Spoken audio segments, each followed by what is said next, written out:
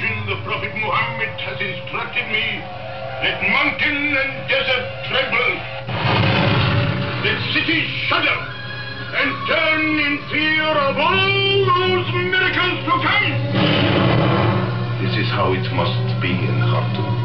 Are these bulletins from Khartoum true? I was sent to Khartoum to assess the Egyptian capacity to deal with the uprising. I assessed it as nil. Send Gordon to Khartoum. Gordon, I cannot and will not send military forces up the Nile. But I admit Khartoum cannot be left to its fate without some gesture. And when the Mahdi floats me down the Nile, the government will assume a pained expression and say to Her Majesty, we sent Gordon, we did the best we could. Precisely.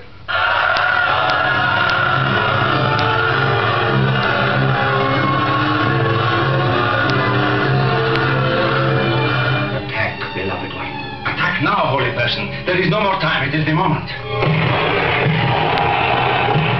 Where the Nile divides, their mighty conflict explodes across the Cinerama screen. Charlton Heston as Gordon, summoned by his country to defend Khartoum. Laurence Olivier as the Mahdi, summoned by a vision to destroy it. Richard Johnson, Ralph Richardson in Khartoum.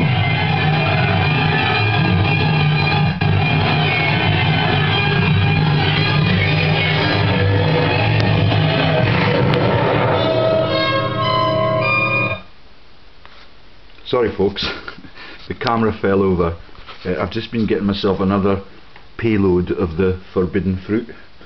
I dare not drink the apple stuff at the moment because I'm still in that moral conundrum about the meaning of life. Okay, there is not much respect for life in what goes on right through the whole of the Nile Valley. Yeah, and you've got those cynical American actors and the very sophisticated Englishmen playing the mad Mahdi. It's like the news releases from Fox and the news releases from the BBC. All of it is a total fairy story to keep you in fear, to send your relatives into these militias and to their deaths. And these guys have got the white helmets on like they've got on the Isle of Man, the Channel Islands, and also in Brighton. Right then, where the Royal Spa is. Okay, let's now get rid of that and close the YouTube site down for a bit, and let's get right into how the PIShOs, the family that manipulate everything in the religious minds, are involved in the manipulation of all of the territory from Cairo at the estuary of the River Nile right up to its source at the top of the Blue Nile and the White Nile. And the British explorers and the British imperialists are the ones that stitch all of that up in their wallets. The whole place is ours for a time, and I will show you the statistics on that. So this is how we finished off on religious fraud involving Mark Carney, yeah, the honorary professor at St Peter's in Oxford. But let's get now back to the OneNote profile and have a look at the really damning stuff about the involvement of the PIShOs in a river that was for a long chunk of its time called the PIShOn. That's the Sally Magnuson joke. She looks at the utility of urine through world history, and all of them know that the PIShOs are the writers of the New Testament and the Old Testament, and when that technique is launched and shows its versatility, it's also the basis for the false writings that are Islam, and the Islamic terror is fighting Christians all the way through this story. And what you've got in the Holy Land is a whole series of different countries that worship different one true gods, and all of them get brutalized for the people in the power base who largely are from Europe. Yeah, and that's why all of the crusaders came from our countries, and nobody in those regions or across the African continent ever gets a life. ever gets public health, ever gets funding from any of their government, because their governments are juntas and puppets to the Western governments and the money lenders that Jesus warned us about in the false PIShOn story. Okay, here's the headquarters of the Nile in this picture on the right. Let's quickly have a look at that, because I want to show you as quickly as I can in this video the evidence that the PIShOs are all over it. Okay, and all of the renaming of that river has taken place in the last 200 years. Yeah, because they panic when they're disclosed. And there you can see again Lake Tana up at the head of the Blue Nile, and the White Nile is miles longer, and we've got stories involving Jinja and the ninjas, and all of it has to be covered up by new films or new narratives in the super elite writings, and all of a sudden you've got something that becomes credible again, but they keep changing the story, and it's tragic. So the Kagera River, which flows into Lake Victoria near the Tanzanian town of Bukoba, that within it has the word Baba, which is giving me hope, because I'm hoping that the gods will pick the sinners out by imposing the plague on the world. Yeah, and they're really nervous when you talk about things like that, because that happens several times in world history, if it's to be believed at all.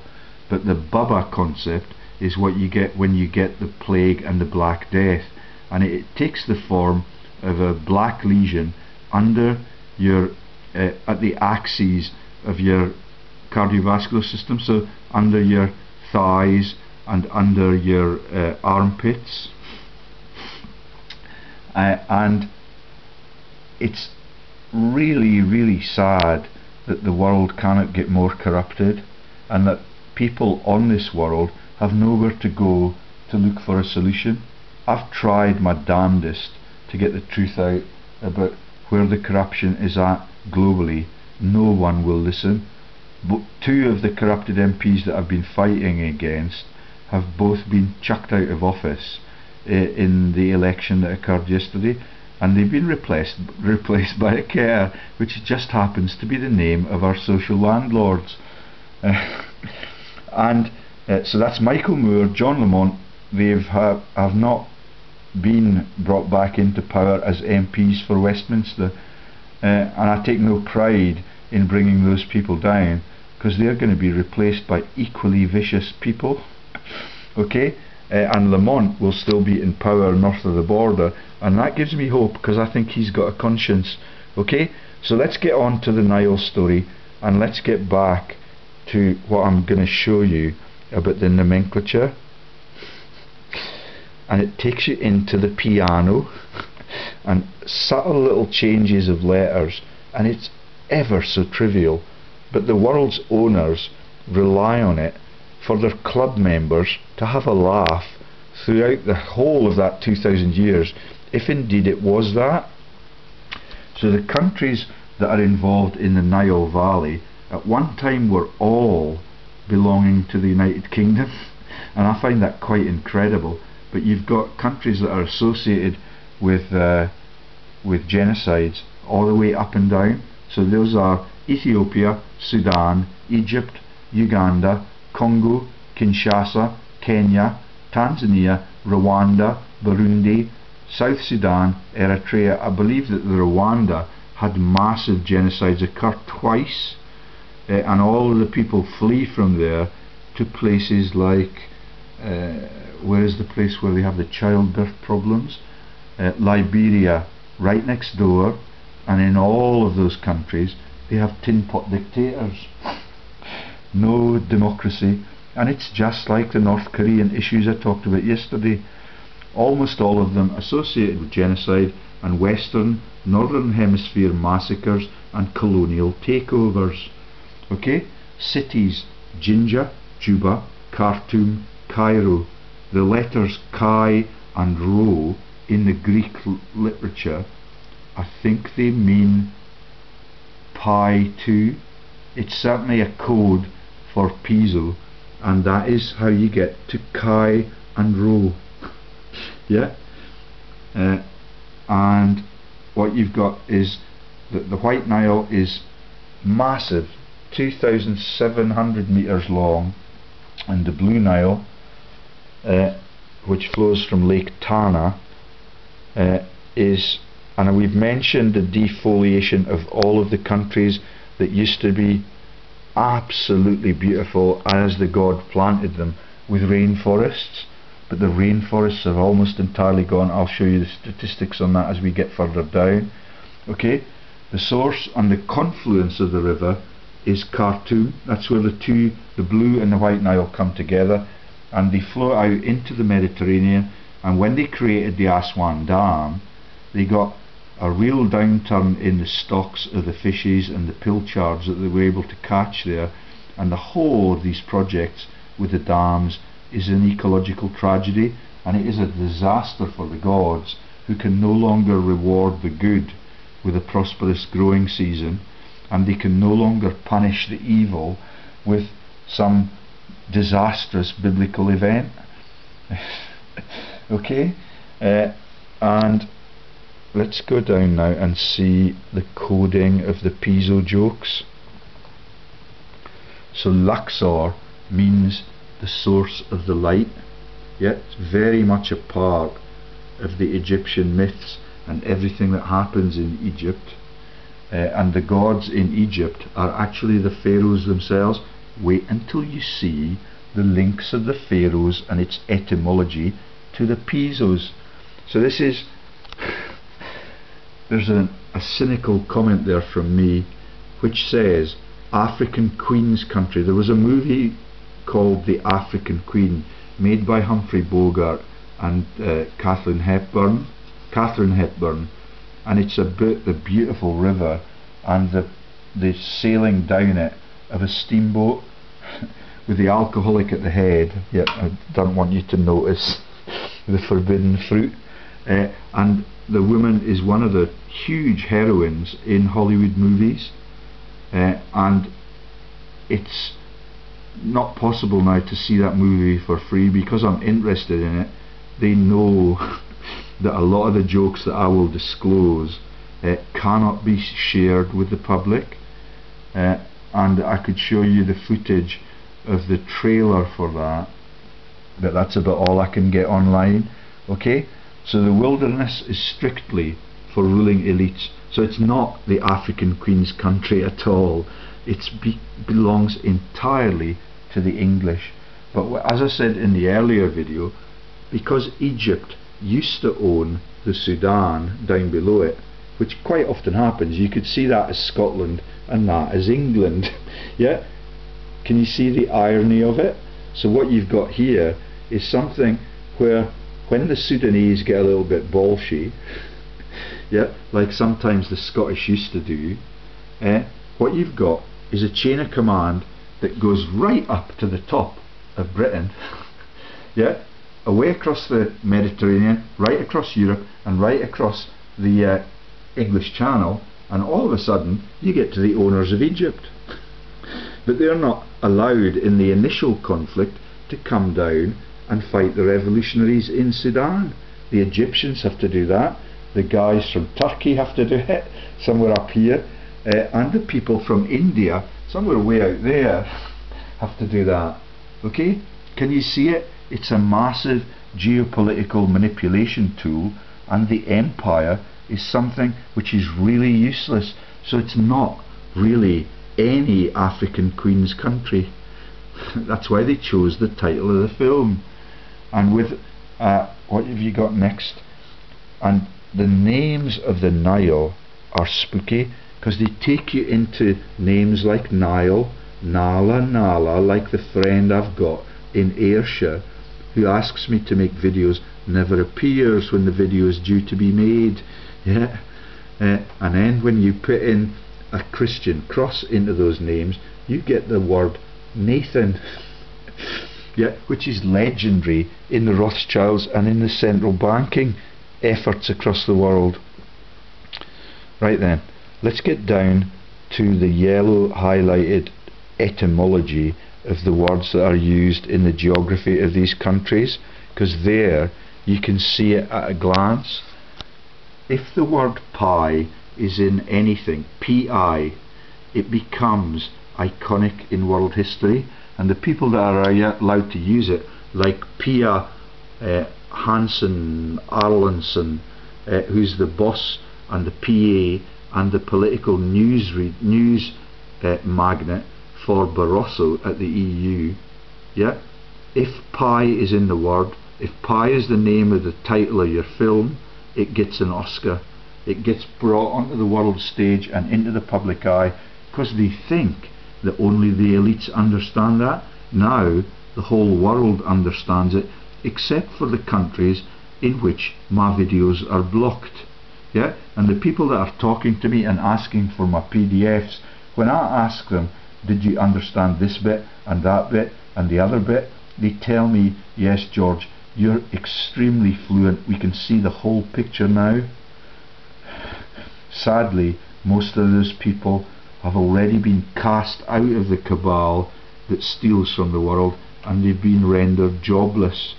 But that will change things over time, and Cameron's won the election because he is now God-fearing and a conciliator.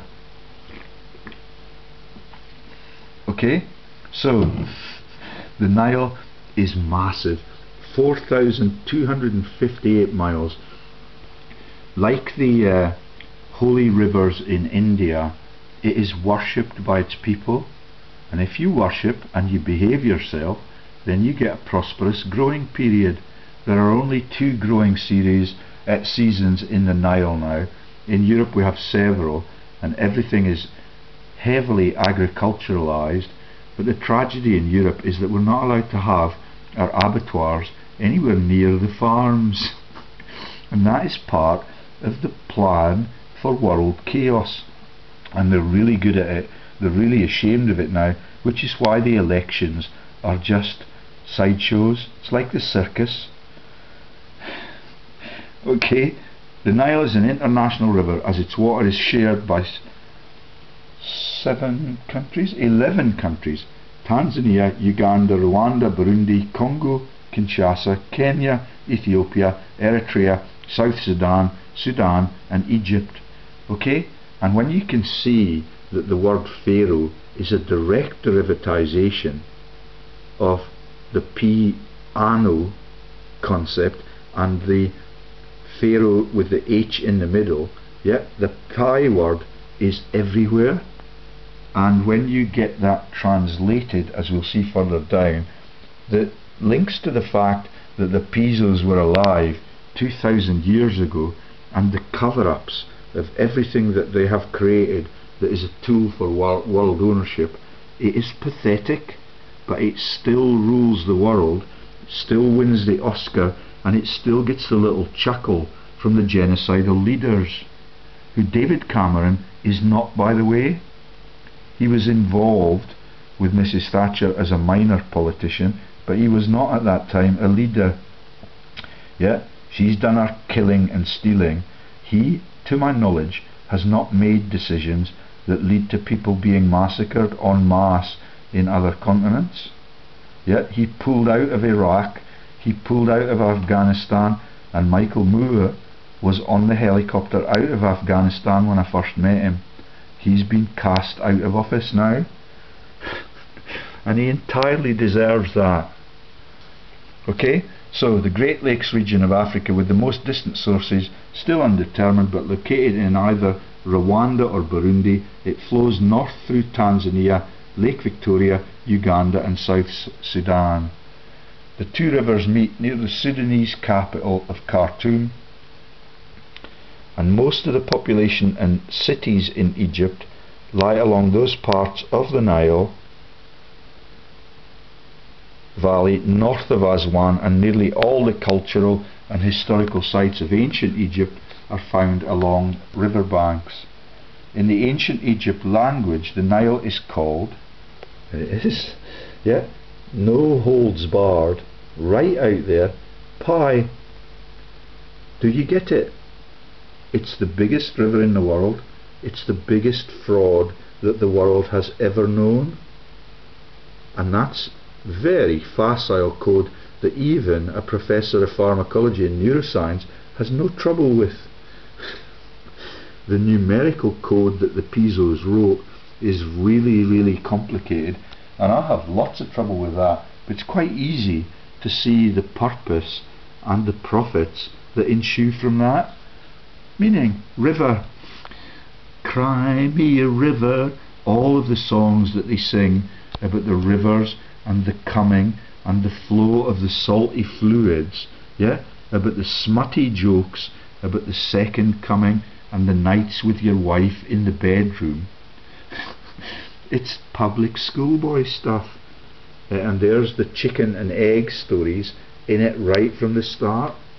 And this is the menace that owns the world. The writing, the propaganda, the false news, and the claims that are made about our political leadership. It cannot be more pathetic than it is now. Thank you to Cameron for trying to turn that around and for realising that there is a God, and that is the reason that your young son did not live long. It's a tragic thing that you have to keep repeating those things, but the message is now getting home. Right, let's get some more evidence and let's take it. Okay, so the words Piaro, Sahidic, or Fiaro, Bohairik, meaning the river, literally the canal, the Great Canal, come from the same ancient name. Pi or Itaru, do you see that one? That's the uterine issues. Yeah. So it is the heart of the world's religions. It is the heart of the world's populations, and all of it has your mind totally stitched up as a money stream. Okay, and then you get more subtle derivatizations. The English name Nile and the Arabic names Onil and Anil both derive from the Latin Nilus and the ancient Greek Neok. Okay, the knights that say Neok. Beyond that, however, the etymology is disputed. One possible etymology derives it from a Semitic Nehal, meaning river, and Nile, annihilation, is about slaughter, and that is the name of a saint in Holland. It's ever so twisted, but it's ever so important to the world owners that it is kept an official secret, so please share it. The piano film also wins Oscars. Can you see how facile it is?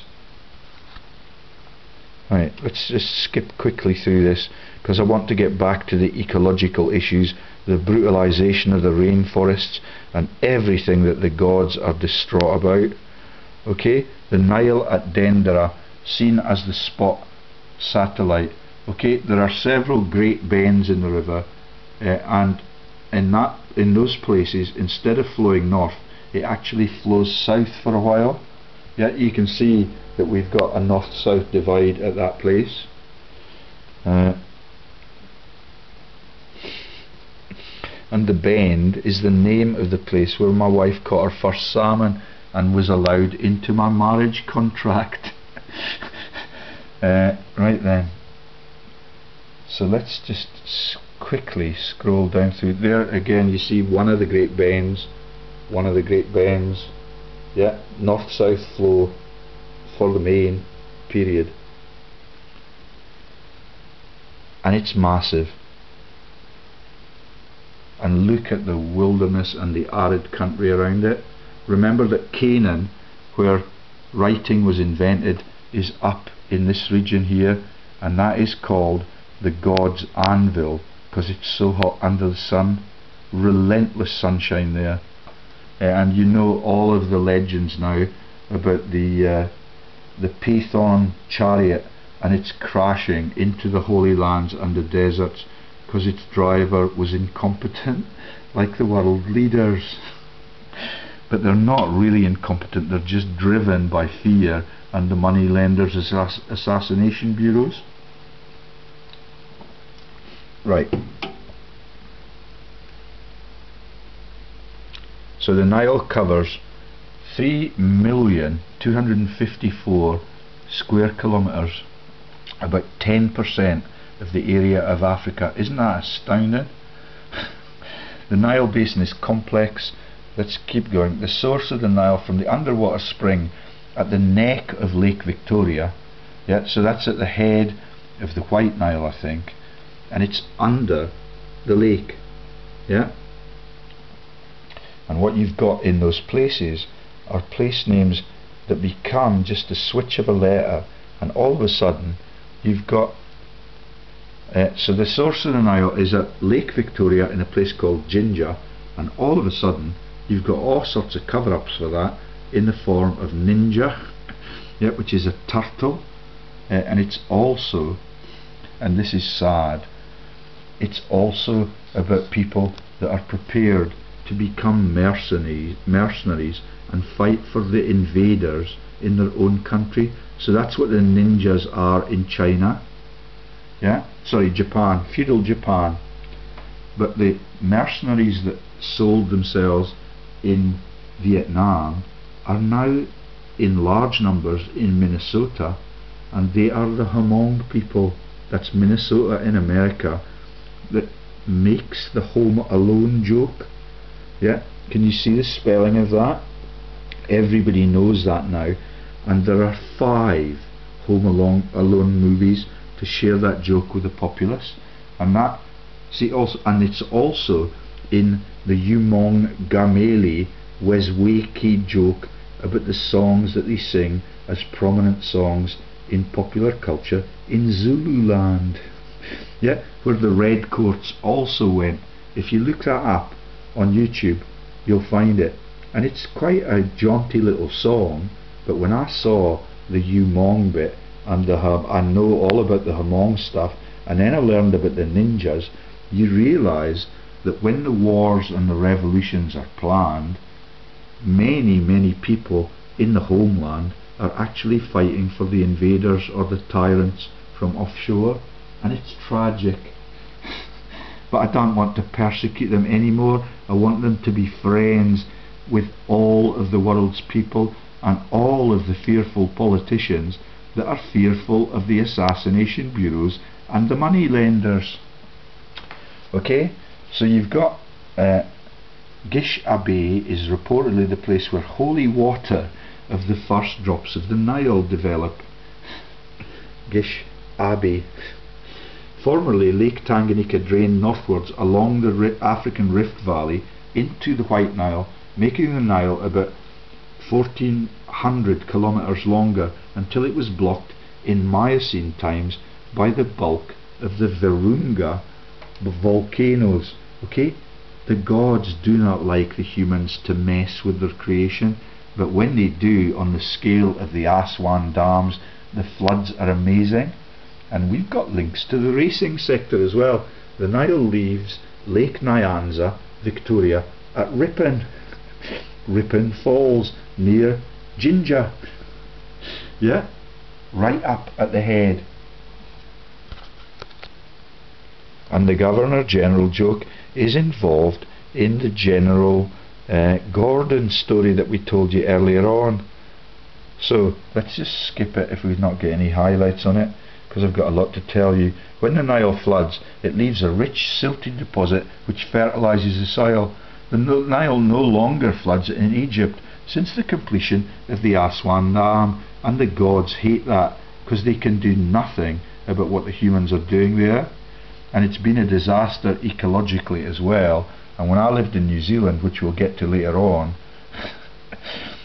you can see that the fishing around those places is crap, and what you've got is a massive monstrosity.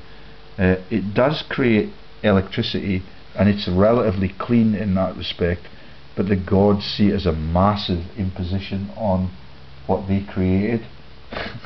And the people can have their own way with the rules that have been passed down to us since writing was invented in Canaan.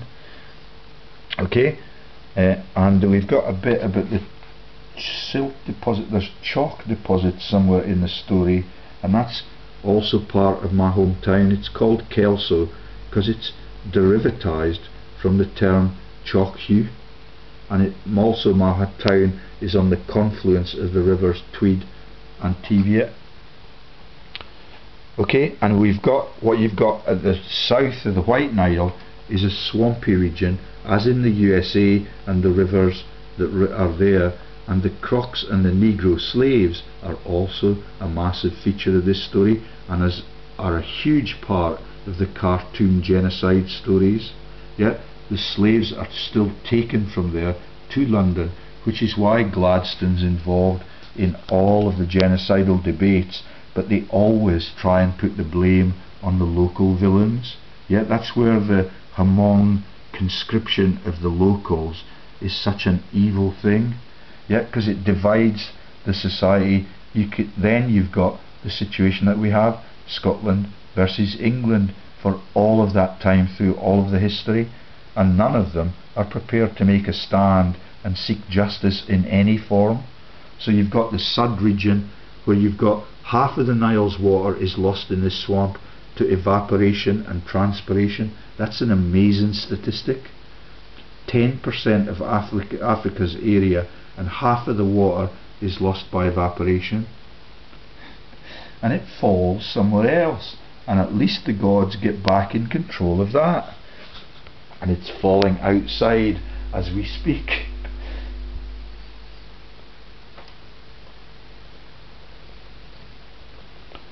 Below Renk, the White Nile enters Sudan. It flows north to Khartoum and meets the Blue Nile. The course of the Nile in Sudan is distinctive. It flows over 6 groups of cataracts, that's massive waterfalls, from the first at Aswan to the 6th at Sabaloka, just north of Khartoum, and then turns to flow southward before again returning to flow north. One name for this is the Great Bend. Okay, the Rosetta branch to the west and the Damietta to the east, forming the Nile Delta. That's up at the north in Cairo. Another religious joke. I'll try and find that if we've got time later on. Below the confluence of the Blue Nile, the only major tributary is the Atbara River, which originates in Ethiopia near Lake Tana and is around 800 kilometers, 500 miles long. During the dry the Atbara flows only while there is rain in Ethiopia and dries very rapidly. So that's why they need the Aswan Dam, and you can see the logic, but I can relate to why the gods are frustrated by that, and the humans clearly do not have the ancient perspective that the gods have, and so there might be some mitigating circumstances. Yeah, and in Scotland we have many hydro schemes, and I always thought that it was good and green and clean, but the area above it is almost arid and oxygenless. The water becomes devoid of the oxygen because there's no movement. It's so deep, and when you see the Aswan Dam, it's just an amazing structure. Right then, the Blue Nile flows about 1400 kilometers to Khartoum, where the Blue Nile and White Nile join from the Nile. 90% of the water and 6% of the transported sediment carried by the Nile originates in Ethiopia. Yeah, that's an amazing statistic. And that is also a place where genocides have occurred. In that case it was the Italian armies, with 59% of the water from the Blue Nile, the rest being from the Tekezi, Antbara, Sobat and small tributaries. The erosion and transportation of silt only occurs during the Ethiopian rainy season in the summer. Let's keep going. Herodotus' description of the world, circa 450 BC. Remember, we keep changing the PIShOn and the Cush and the labels for all of the Holy Lands right up into the 1960s. So I take this with a huge pinch of salt now. That's Herod.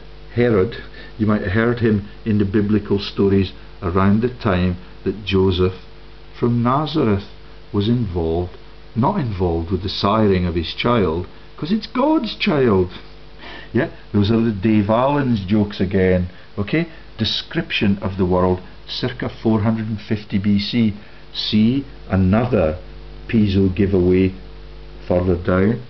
Okay, they're lovely looking. Ah, shit. The lovely looking pictures, but what you've got, there was one of the cataracts incidentally. There's the lovely looking pictures, yeah, and there's the confluence, Khartoum, and there's the Annas or islands in the stream, and what you've got is a historic map of the River Nile by, this time, the artist is the code, Piri Rice, and that is the regal word, and that is the piezo code word for the authors of the New Testament and the Old Testament and the whole freaking story. Yeah, because it's a master plan and it's really, really clever.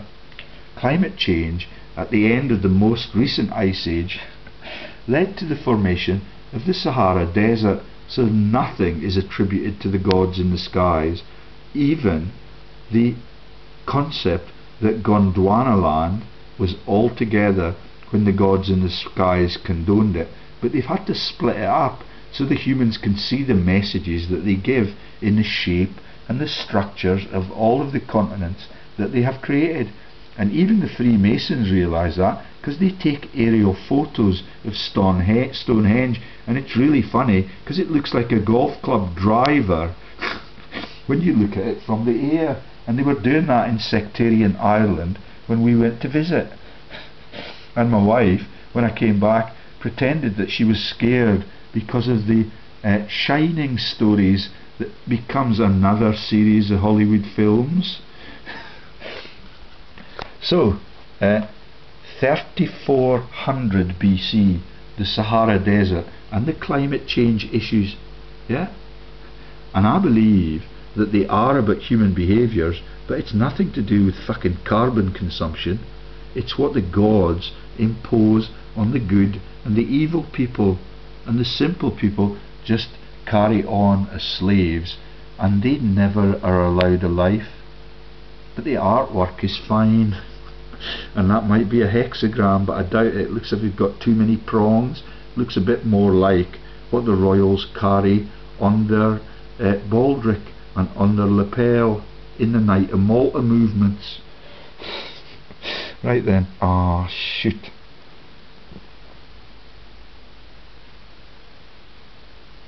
There's the Blue Nile Falls. Isn't it beautiful? They are massive, and that's what happens when the gods shake the world up. And that's what we've got on a minor scale on the Balfour farm where I was born.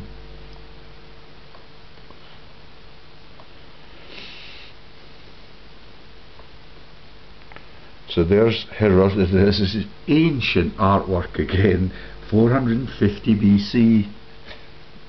See the pie giveaway below.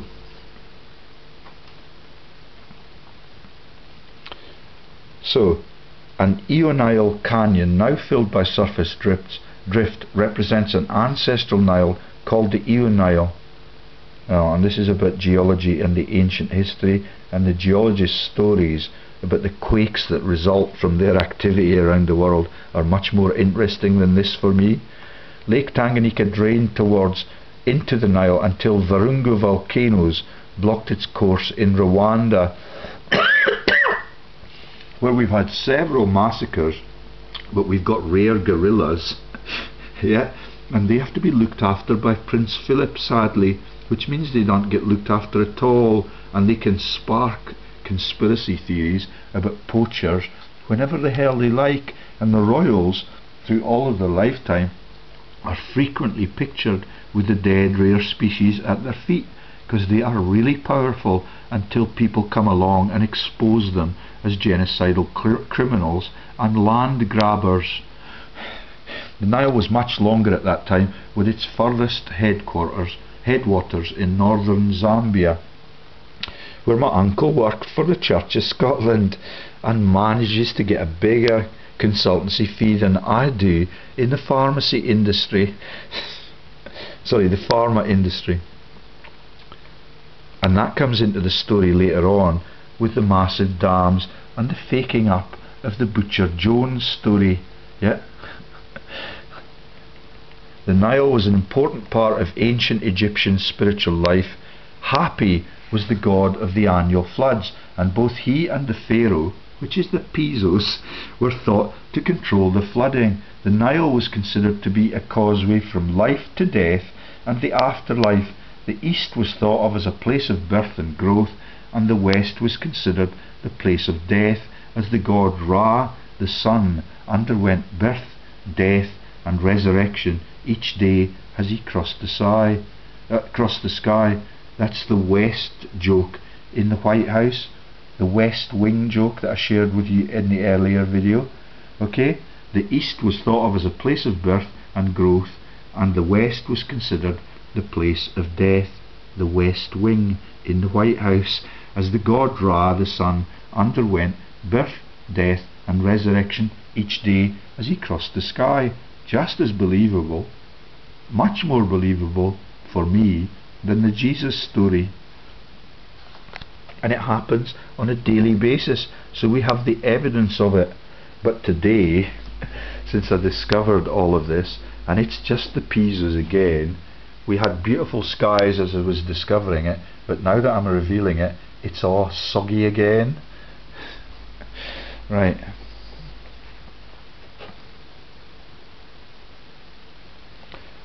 Oh, John Hanning, speak no evil, hear no evil.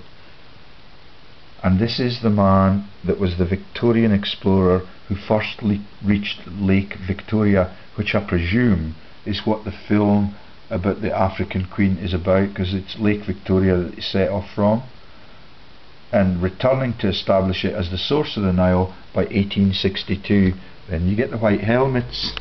Yeah, all of the tax havens have the white helmets, and it's the police helmet with the blue on it for loyalty, the red, white and blue laugh. Henry Morton Stanley in 1872, so that's the Mortons. Yeah. Oh, I thought it was Morgan last night, but I surely must have read that wrongly. Yeah, I think I've got that wrong. I thought it was the Morgan financial dynasty, but the Mortons are Uncle Desmond Morton, the profiteer in wartime. Stanley circumnavigated Lake Victoria and confirmed Speke's observations in 1875. And this is the Sud wetlands. Goodness knows what's happened to them since the forests were cut down. Okay, let's keep to the highlights because we've got a lot of ground to cover. We're only on the third tab. Although James Bruce claimed to be the first European to have visited the headwaters, modern writers gave the credit to Jesuit Pedro Paez. Do you get it? Pedro, that's St. Peter, and Pi, that's P-I in the English translation or the English linguistics. Pedro Peter Paez. Paez's account of the source of the Nile is long and vivid account of Ethiopia.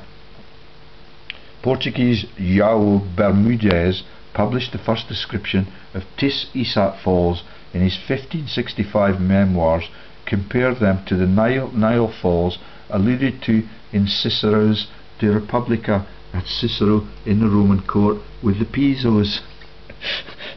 Yeah, if you believe it. A map of the Nile circa 1911, just before World War I. Yeah, we talked about the proximity of the events in the Sudan and all of the massacres there, and the safe houses that the leaders of those massacre teams were in, and the proximity to World War I. 1911, a time when its entire primary course ran through British occupations, condominiums, colonies and protectorates. That's the whole of the Nile is in British hands, and they're able for all of that time to manipulate the wars and the revolutions there by planting people that are Shakespearean actors like the man that played opposite Charlton Heston in the movie about cartoon. I keep forgetting his name. He's ever so posh and ever so Shakespearean. Hanning Speke first reached its southern shore while travelling with Richard Burton. Everything I learn wakes me up about why the people are chosen, what their stage names are, and what that covers up in world history. So Richard Burton is the guy that plays, I can't remember whether he was Caesar or Mark Antony in Cleopatra's court in Egypt, wrestling with the apes and trying to get her kit off in the bedroom. Yeah, and what you've got there is a whole series of jokes that then come into the BBC and the popular culture and become the people that are on the Eric and Ernie comedies that we get every Christmas Day, and is the Queen's favourite outlet because it laughs at the illegitimacy of her position, and nobody else realises that until Greg Hallett and me come along. A very public quarrel ensued, which sparked a great deal of intense debate with the scientific community and interest by other explorers keen to either confirm or refute Speke's discovery. British explorer and missionary David Livingstone pushed too far west and entered the Congo system instead. I put that in brown because the Congo carries a massive load of silt, and the silt in India and in the Congo and in its river valley is vitally important for the agrarian activities there, and that's all natural. Welsh American explorer Henry Morton Stanley, who confirmed Speke's discovery, circumnavigated Lake Victoria and reported the great outflow at Ripon, the racecourse, falls on the lake's northern shore. European involvement goes back in Egypt, goes back to the time of Napoleon. Yeah, that's the relative of Louis XIV, Laird Shipyard of Liverpool. I find that difficult to believe because I've never come across it before. So we know about Lord Liverpool, we know about McCartney in Liverpool, we know about the Jagier, who was their friend in India, but we've got a Laird Shipyard of Liverpool. I'll have to look the shipyards up on company check, and I'll do it really quickly. Sent an iron steamer to the Nile in the 1830s with the completion of the Suez Canal and the British takeover of Egypt in the 1870s. Yeah, more British river steamers followed. So that's the British takeover of Egypt. Yeah, and the Egyptian revolutionaries were bombed by the British to capture the Garden of Eden for the British BP plant.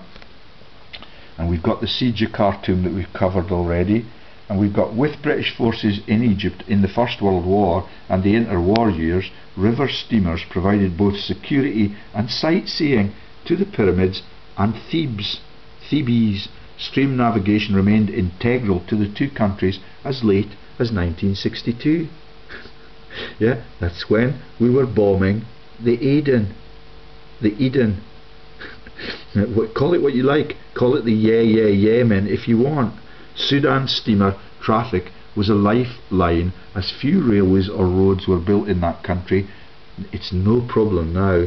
The forests have all gone. It's tragic. When you look on Google Maps and you scan around, they've all gone. Most paddle steamers have been retired to shorefront service, but modern diesel tourist boats remain on the river. Right, let's get on with this because we spent a long time on this one page, and I've got the PIShOn message over to you. That's the main thing. Winter winds blow south.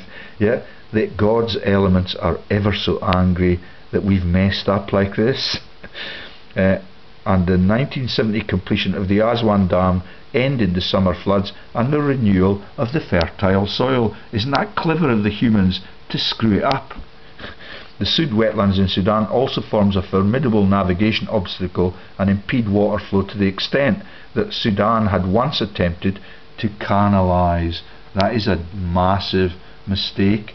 In Ireland they dug a canal called the Kong Canal but the gods made sure that it was dug on limestone, and when they filled it with water, it emptied through the limestone and into the ground rocks.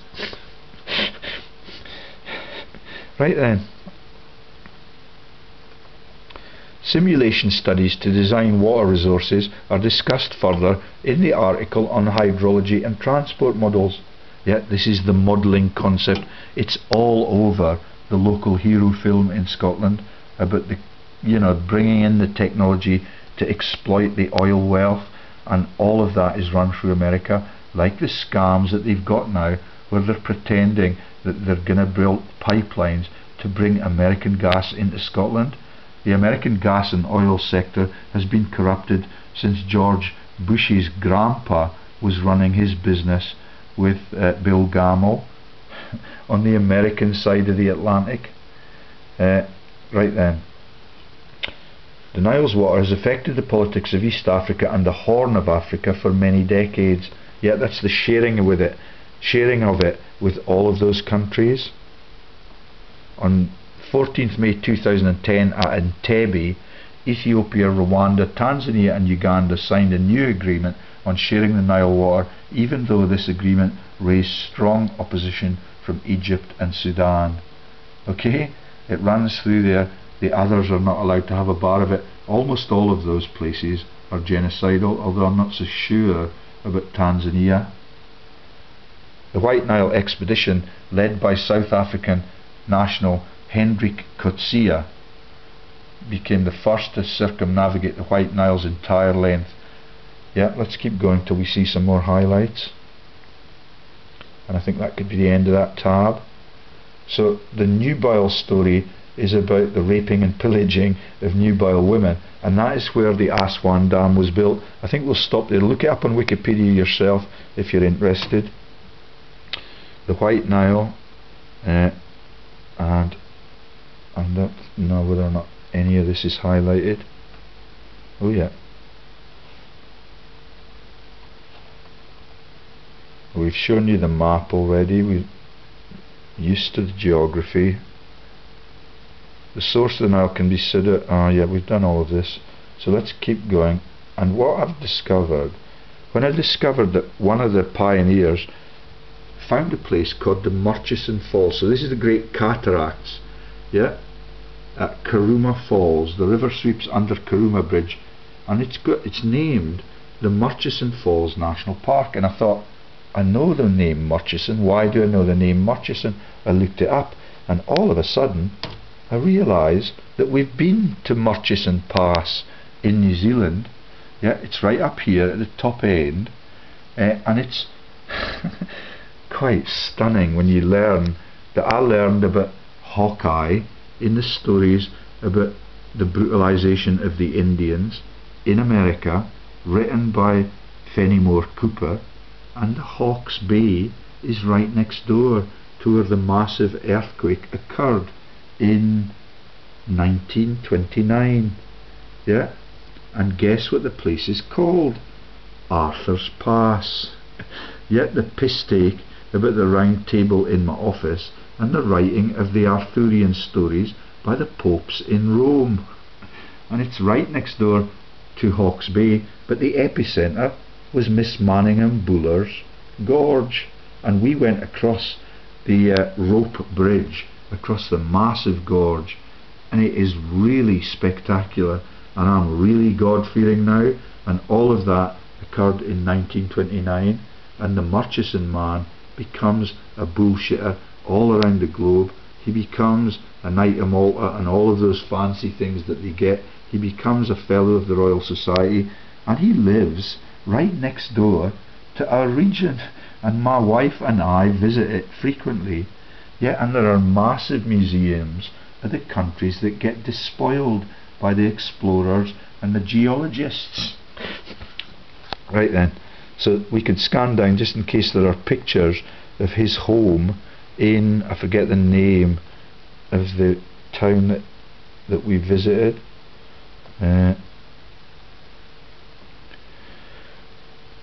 County Durham So everybody gets what they deserve. When you laugh at the gods, when Mrs. Manning Boer was just the apple in her anonymous dad's eye, Murchison was a fucking geologist with previous in County Durham at Barnard Castle, and then one remembers those massive Babylonian castles, now museums, in that place and adjacent to the town.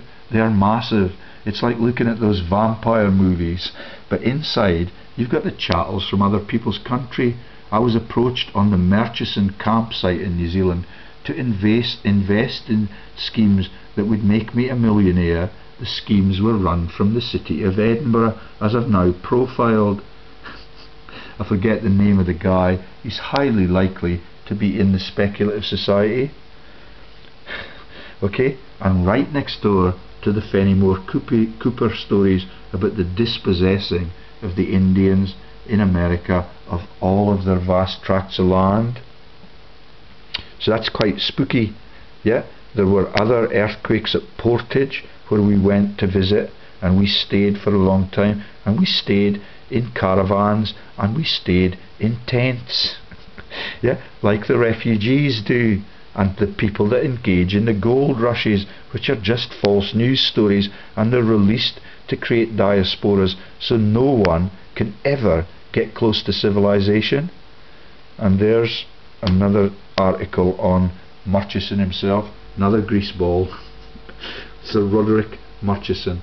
Tara, vast tracts of land in Hollywood, Jokes, Muir of Ord, Rothschild, right up next to the Vesties and the Sutherlands, who send the Rothschild and the Sutherland citizens to the colonies for stealing bread. I keep telling you the same story, but it's pathetic that they get away with it for so long. And this guy is an expert in the dinosaur bones stories. Oil is renewable. Only the elites of the world are allowed to know that. Right then. So he lives in County Durham. He lives in that place which is on the Pennine Way, and I walked through it. And here you've got another cover. So he's in the Royal Irish Academy, and that is like the Royal Institute for International Affairs. It's easy to confuse that with the IRA, which is why they create the IRA in the first place, and they create false sectarian violence. The violence is real, the cause behind it is entirely engineered. And there's Baronet Sir Roderick Impey. Impey's is also involved in massive building contracts. Murchison, and what you've got is a series of letters behind his name: KCB, DCL, Fellow of the Royal Society, Fellow of the Royal Society in England, FLS, PRGS, PBA, MRIA, Royal Irish Academy, member of. Yeah. In 1808 he landed with Wellesley in Galicia and was presented at the actions of Rolissa and Vimero. Subsequently, under Sir John Moore, he took part in the retreat to Corunna and the final battle there. One has no idea which conflict this is.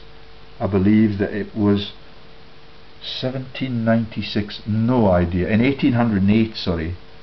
And that could be the Crimean, possibly. Could be Gallipoli. I have no way of knowing. And it's just amazing how they keep taking us to war. And he was in the military college at Great Marlow. Marlow's one of the places where I got one of my concussions, and that's where the Thames flooding occurred, right next door to Christine Keeler's town. It's really interesting when you understand the work of God and what they're doing, and when you see the messages coming at you from all around. After 8 years, Murchison left the army and married Charlotte Huguenin of Nurstead House, Hampshire. That's where the drug running triumvirate run out of. That's Prince Philip's friends. They then settled in Barnard Castle, County Durham, England in 1818, right in the middle of the war, or right at the end of the war, where Murchison made the acquaintance of Sir Humphrey Davy, the inventor. Davy urged Murchison to turn his energy to science after hearing that he wasted his time riding to hounds and shooting. It has all sorts of advantages if you have a gun and a cavalry. Yeah, but Humphrey Davy is clearly dedicated, and what these tie us into, hounds and shooting, are the shofar and the linkage to the Jewish faith. Yeah, and the bugle that was Boromir's in the Lord of the Rings. Now we've got another interesting story, because here we've got his friends at the Geological Society, Adam Sedgwick. Sedgwick is the bulrushes and reeds joke, but it is also those who sailed in the Pilgrim Fathers to Massachusetts on the True Love boat, then sank ships under the name True Love and Wilson. You remember me looking for the Sedgwicks in the comedy programs, in the theatre programs, in all of the Hollywood movies, and there are loads of them, because it's a cover for these people and the evangelists that take the religious fraud into America. William Conybeare, William Buckland, William Fitton, Charles Lyon, and you've heard of this one, I think. Charles Darwin meets the eugenicists in London 100 years before the 2012 London Olympics, and the Peelers and all of the people that run the Rhodes Trust are there, along with the Nazis from Germany. And all of a sudden, a couple of years later, we're into World War I. Yeah, it's just amazing. Right then. And they have no shame. Turning his attention to continental geology, he and Lyell explored the volcanic region of Auvergne, parts of southern France, northern Italy, Tyrol and Switzerland, where the elites meet every year. Tyrol is where the Scottish troops were killed. Yeah, and they're in the kilts, and they're sharing that hawk joke about the kilts and about the lederhosen that the German troops have to wear, or the Austrian troops, and they have to wear it all of the time in peacetime to take the piss out of everything that could be a prosperous and flourishing set of ordinary working people, but were it for the massive banking frauds that are perpetrated out of Basel and then out of every central bank that the Rothschilds now own directly or indirectly. And I learned yesterday that there are 13 Federal Reserve banks in America in isolation. And it's ever so nice to talk to educated people that do not threaten you with prosecution, divorce or anything like that. Thank you, Betsy, for those civilised conversations.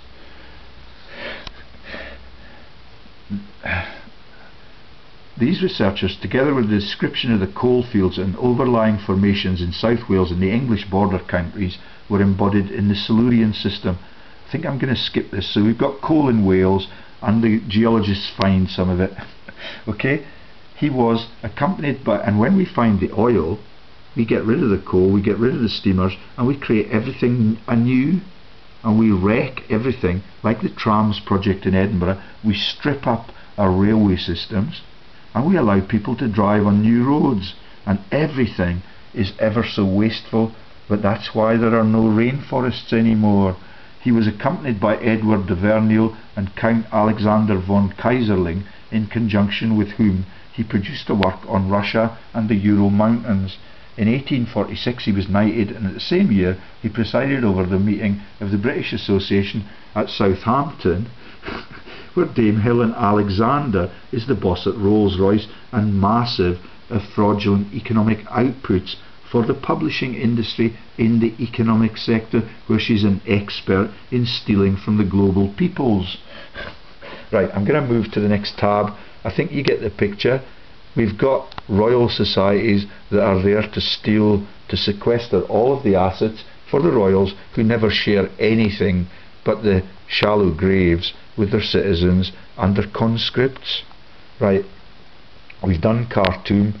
Let's go now to Forest Gone, because I was shocked by this. 98% of the Ethiopian rainforest has gone in 50 years. As always, the locals get the blame, the guns, the Eritrean refugees, but Costa get to grow coffee beans with impunity from everything that is 98% cut down in 50 years. No mention of the furniture industry and all of the elite, I forget what you call the teak. Yeah, everything that is posh that is in our auction houses has come from those African jungles, or it's ended up in the church roof. And the churches are beautiful, but the countries are completely defoliated. And we did that here. And the movie that was made about the last of the Mohicans was made in Scotland near Glengarry, where they've got the hydro dams, but the forests are still thick. Yeah, it's beginning to get a little bit gusty and turbulent outside now, along with the rain. Yeah, and it's ever so sick. And I believe that's a goat, which keeps cropping up in all of the stories. And the religious stories about what you're allowed to eat, what's anti-Semitic, and all of the rest of it is just a thing to keep people in fear about every rule that used to be just the biological common sense issues. And we were able to kill our own goats and our own cattle in our own location. None of that we have now. Right. No highlights, no highlights, no highlights. Let's keep going, because I've got massive religious scams in the universities again to reveal.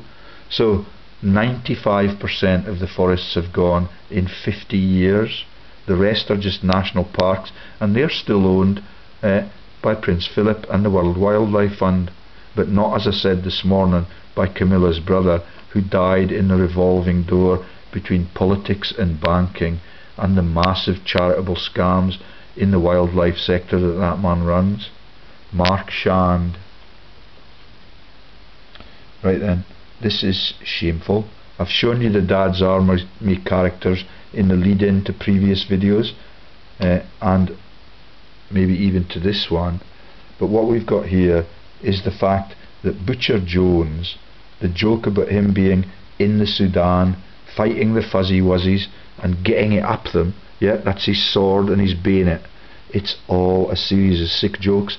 What Butcher Jones was involved in is the genocide of the Apache Indians way out west, in the west side of America, mainland America. That's the Go West YMCA jokes. And what we've got is iconic plants for that region. Okay, Butcher Jones. This is actually the Apache Indian cull, Phoenix, Arizona, and we have software programs about fishing in bass lakes since my kids were tiny, and all of my life is a clue to the work that I was born to do. Tonto Pass is directly adjacent. Tonto means fool in Spanish, and I've topped that up with a little bit more shocking knowledge this morning on Google Translate. Okay, there's a cactus. For some reason my granny, my family are split, because the Church of Scotland is partially profiteering. A lot of it is in distant countries like India and in Africa. And my auntie was an organ player, and she married one of the people that are in the Park dynasty. Yeah, that's the explorers, the Mungo Parks. They run the Park bus chain out of Hamilton, and his name is Gilbert, like the Gilbert Trust man, but his other name is Curry, like the Secret Society in Edinburgh. And what you've got here is cactuses, but these ones are 20 metres tall on my granny's shelf. They were this height, yeah, and so they're ornaments. But can you see what the scientific name of this is? Everything is a financial services joke. The man who built Kelso Library just down from a granny's house was Andrew Carnegie. This is the genus Carnegia, and the scientific name is Carnegia gigantica. Now the Carnegies are busted for funds, because everybody in financial services steals from everybody else in financial services, and our world is entirely chaotic as a result. And that's why we go to war all the time. But I'm delighted that I'm able to divert my attention unreservedly to my targets, and we're getting well down the page. Okay, So this is tied in to the Fugitive movie. I feel like a very intimate part of the Fugitive movie because I'm confronting the massive NHS frauds in the UK, across Europe, and in all of the laundering of what were supposedly closed companies that are actually Ponzi shells that are still in existence, and they're run by people that were my old bosses, and they're now on the Forbes rich list. I will not go into that again. So it's about, the Fugitive link in this case is about the building of another series of massive dams in the Arizona region in America, where the Apache Indians used to thrive before the white man came along, culled them all, and then made a laugh about it, and Hollywood make huge movies victimizing the Indians because they portray them as the villains, the rapists, and the genocidal nation. That could be it could never be further from the truth. Okay, and the gods, because of the massive damming schemes, do you get that? They are unable to exert their opinion on the human behaviours anymore, and the growing season is much more restricted, and the fish stocks do not thrive because all of the water that runs down into the river estuary is deprived of oxygen now. And everything is a stuff up. Thanks to Roosevelt Dam, the Roosevelt Lake is big, about 112 miles of shoreline, and deep, up to about 350 feet deep. You should see the picture of it before it was filled with water. It's one of Arizona's premier warm water fishing lakes. And we'll just Frazier, yeah, my mate Frazier, the psychologist, the psychiatrist, the person that makes all sorts of sick jokes, in Boston where the Tea Party occurred, and one of those massive profiteering exercises, which is the war of revolution or the war of independence. Doesn't matter, the goal is the same. The sides are funded by the Rothschilds from those 13 federal banks, or from the Five Flies headquarters all across Europe. The campground offers hiking, equestrian trails. The horses are very important in all of the stories. Can be ridden south to the Cottonwood Canyon. The wood, the shrubbery, is always important, and the cotton is the slave picking project for Scottish slaves and black people who are enslaved from the African nations like the Sudan. Canyon Trail to the Arizona Trail. Indian Point Campground has hiking and lake access trails, drinking water, 54 campsites with picnic tables, fire rings, yeah. Windy Hill, yeah, the windy city is Chicago. It's corrupted to the eye teeth, and that is where the movie was made about the fugitive and the healthcare frauds and the faked up killing of that man's wife, like the faked up disloyalty and the evil things that I'm supposed to have done to my wife. They keep changing the terms. They now have no grounds, and it looks as if they're going to keep me in this state. They've persecuted me for a full year already. What they're doing now is they're extending, and they put the hearings back again and again and again. They have no grounds for desertion or divorce or even leaving my bedroom, other than I'm a political activist and she's on the other side. And she's a puppet for the Prime Minister and Intel. And when I saw the Calamity Jane movie the other night, it is very reminiscent of everything I saw in that movie. It's tragic, yeah. It's absolutely amazing how people are prepared to dismember their own families for some political doctrine that is a crock of shit. Boat ramps, Indian Point Recreation, Roosevelt Marina, the Mary joke again, and it's the grapevine cross joke. Do you remember the people sitting with their legs akimbo and the cross going up their rear or their vagina in no particular order? That's the grapevine cross joke. Every one of them is replayed here, and this is Indian genocide. It's not 2,000 years ago when the Jews were culled in their millions. It's the Indians that owned this country entirely before the Spaniards showed up on the west coast and the white man with the Christian cross came across with all of their gunpowder driven weaponry that means that none of the world gets a chance. Let's go straight now. So Apache Lakes. Let's go straight and find Dr. Jones. It's pathetic. There's a swimming beach and a picnic area at the Butcher Jones recreation area.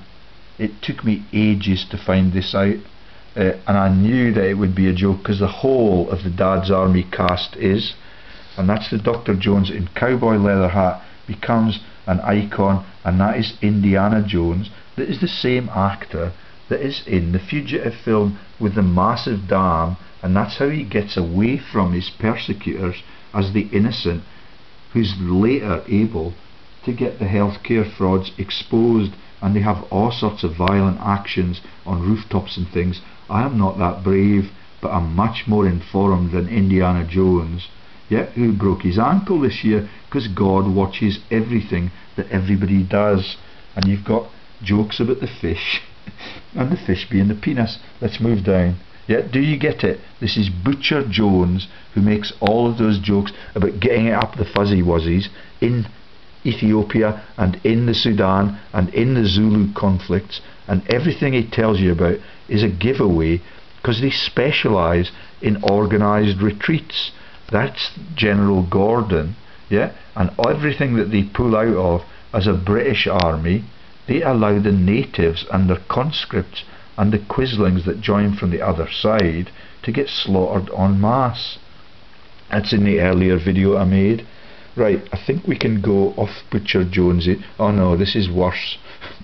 Okay, so this is Google Chat, and this is salting it. This is the Sierra Madre joke, and you've got Sagaro is the name of part of this park, and that is the meaning of the 20-meter tall cactus. They're called Sagaro cactuses, and that means salting the liquor. When you conquer a place and you want the natives to be rendered extinct, you salt their water. And that tragically is in the Sierra Madre joke about all of the peoples of the world going to California looking for the gold and the gold riches that the mining industry represents. It's a joke. Same in New Zealand, same in Australia. They get the people torn out of their own homes. When they're out of their own homes, they are no longer a menace to the corrupted politicians or the leaders of that county, and the women are left on their own. It's amazing how gullible the people of the world are. Right.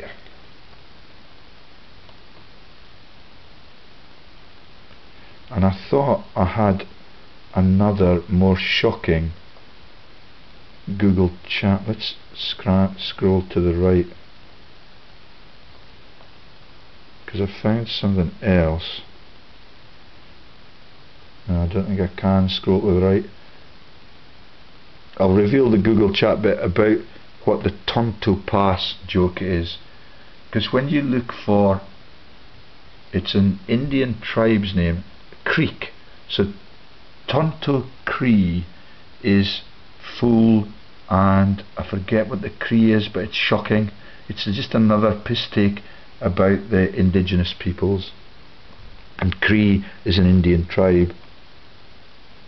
Okay, so this is Theo. Not sure what this is. Oh, there's the pictures of the dam. It's just amazing. The Roosevelt Dam. So can you remember the Fugitive film with the guy getting into the vents there, escaping from the crashed bus, and he's got the police trying to find him all around him, heavily armed, and he has to jump down the side of that into the water below. Okay, and that's the Roosevelt Dam. Look at the timing for the creation of these products. This is the corporatization period. All of the American citizens' gold was taken from them in the lead up period. The man who runs the Treasury and the bank is the man Mellon, and that's the code number for the underworld in the Lord of the Rings film, and that looks just like Rivendell in the Lord of the Rings when you look back from the people that are chosen to contest the world's freedom and to keep it on behalf of the little guys with the hairy feet and the baldy heads. There's not many of us, take my word for it. Right, so next one's about NASA He was executed, I think, and I do not understand that deeply. So I'm going to just show you